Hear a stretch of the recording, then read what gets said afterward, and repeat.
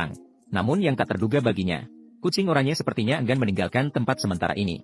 Kucing itu menoleh dan menatap James. Matanya penuh dengan rasa sayang yang menyedihkan. Mungkin karena terlalu kesepian di dalam hatinya, James memutuskan untuk membiarkannya semalam. Saat malam menjadi sunyi, James bahkan tak tahan untuk menyanyikan lagu untuk kucing ini. Dengan musik asli, menceritakan kisah dua jiwa yang kesepian. Ketika lagu tidur berakhir, si kucing oranye tanpa was-was melompat ke tempat tidurnya dan tidur nyenyak.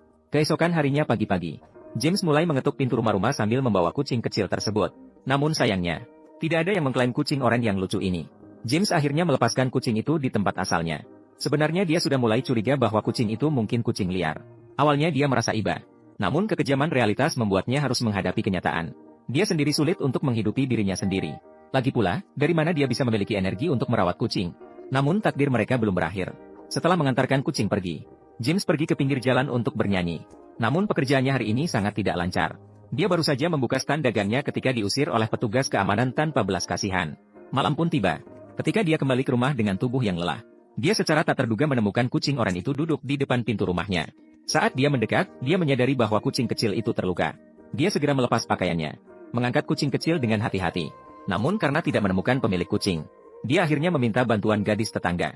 Betty membersihkan luka bernanah kucing dengan sederhana, lalu memberitahu James untuk segera pergi ke rumah sakit amal gratis untuk perawatan lebih lanjut. Untungnya, kucing segera mendapat perawatan. Batu besar di hati James pun sedikit jatuh ke tanah. Namun saat dia hendak berterima kasih dan pergi, pikirannya terganggu oleh perkataan resepsionis. Perawatannya gratis, namun obat-obatan harus dibayar. Biaya obat selanjutnya mencapai 22 pound. Bagi seorang gelandangan seperti dia, ini tanpa ragu merupakan jumlah yang besar. Ini adalah biaya makan saya minggu depan. Kalau kamu mau beli, silakan. Namun semakin baik hati seseorang, semakin sulit melihat penderitaan dan keputusasaan di dunia. Dia tetap memutuskan untuk menggunakan tabungan minggu depan. Dia pergi untuk mendapatkan kesehatan Little Orange. Namun masalah yang lebih besar masih menanti di belakang. Kucing oranye ini tampaknya tidak berterima kasih. Dia tidak mau makan obat sama sekali. Menghadapi kebaikan James, Little Orange malah menggigit tangannya. Dalam keadaan tanpa solusi, dia harus meminta bantuan Betty sekali lagi. Tidak disangka kucing menjadi sangat jinak di tangan Betty. Dengan mudah dia memberikan obat kepadanya. Saat mereka sedang berbincang-bincang, mereka memberi nama yang bagus untuk kucing kecil itu, Bob. Karena peran Bob sebagai penghubung, James dan Betty mulai mengobrol.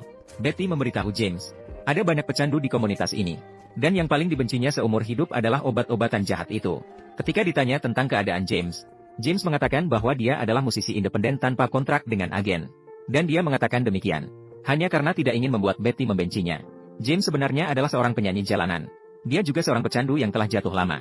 Di siang hari dia menghasilkan sedikit uang dengan bernyanyi. Di malam hari, dia menukarkan uang itu untuk sedikit kebahagiaan sementara. Baginya, hidup tampaknya tidak memiliki masa depan.